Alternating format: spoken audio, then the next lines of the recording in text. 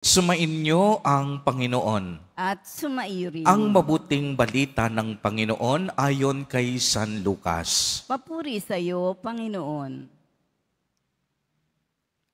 Noong panahong iyon, sinabi ni Jesus, "Kawawa ka, Corazin!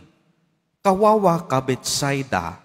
Sapagkat kung sa Tiro at Sidon, ginawa ang mga kababalaghang ginawa rito sa inyo, di sinsanay malao na silang nagdaramit ng sako at nauupo sa abo upang ipakilalang sila'y nagsisisi. Sa araw ng paghuhukom, higit na mabigat ang kaparusahan ninyo kaysa sa kapurasahan ng mga taga-Siro at taga-Sidon. At ikaw, Capernaum, ibig mong mataas hanggang sa langit, ibabagsak ka sa Hades.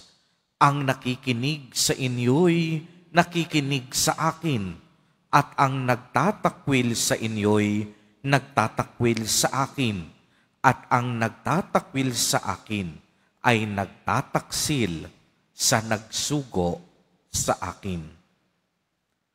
Ang mabuting balita ng Panginoon. Pinupuri ka namin, Panginoong Hesukristo.